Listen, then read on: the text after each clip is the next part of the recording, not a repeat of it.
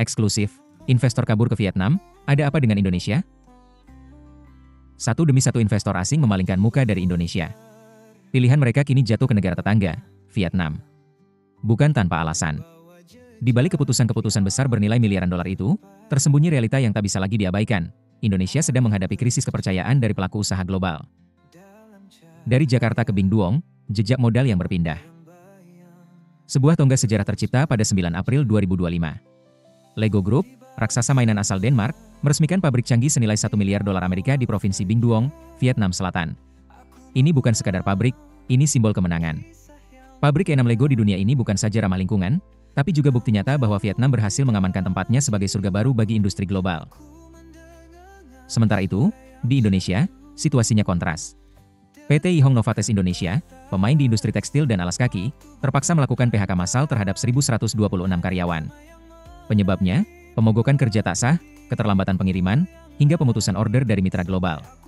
Efek domino ini memberi pesan keras, ketidakstabilan industrial bisa berujung pada runtuhnya kepercayaan.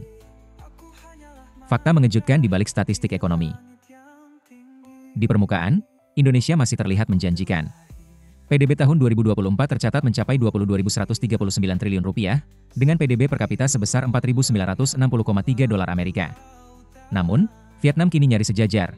PDB per kapita mereka melonjak ke 4.700 dolar Amerika, hanya terpaut tipis dari Indonesia. Peningkatan yang terjadi begitu cepat, bahkan mengejutkan para analis. Apa yang membuat Vietnam melesat, dan Indonesia tertahan? Investigasi kami menemukan 3 masalah besar. Pungli dan pemerasan di lapangan di berbagai proyek pembangunan di Indonesia, praktik pungutan liar oleh oknum ormas telah menjadi rahasia umum. Bahkan tekanan dalam bentuk pemaksaan THR mencuat di beberapa kasus. Hal ini menciptakan ekosistem usaha yang tidak kondusif, bahkan meresahkan. Regulasi kusut dan birokrasi yang menghambat inkonsistensi kebijakan antara pusat dan daerah, regulasi yang sering berubah arah, serta birokrasi yang menyulitkan, menjadi penghambat utama. Belum lagi korupsi di tingkat implementasi kebijakan yang makin mengikis kepercayaan dunia usaha. Kualitas SDM, terus dibandingkan, terus ketinggalan menurut IMD World Talent Ranking 2024, Indonesia berada di peringkat ke-46 dari 67 negara. Meski lebih baik dari Thailand dan Filipina, Indonesia masih tertinggal dari Singapura dan Malaysia. Keterampilan teknis yang minim dan rendahnya kesiapan tenaga kerja menjadi titik lemah utama. Biaya produksi melambung, infrastruktur tak merata. Dalam laporan kami, berbagai pelaku industri mengeluhkan mahalnya biaya logistik dan tenaga kerja di Indonesia. Kualitas infrastruktur yang tidak merata, terutama di luar Jawa, menyebabkan biaya produksi melonjak. Sebaliknya, Vietnam justru menonjol dengan efisiensi logistik dan fasilitas industri yang terintegrasi. Risiko politik dan kebijakan yang tak terduga. Stabilitas politik yang semu dan seringnya perubahan kebijakan mendadak di Indonesia membuat investor waspada. Dunia usaha sangat bergantung pada prediktabilitas, dan dalam hal ini, Indonesia masih jauh dari ideal. Vietnam, sang bintang baru ASEAN. Pemerintah Vietnam secara terang-terangan menargetkan investasi ramah lingkungan, teknologi tinggi, dan kualitas hidup masyarakat.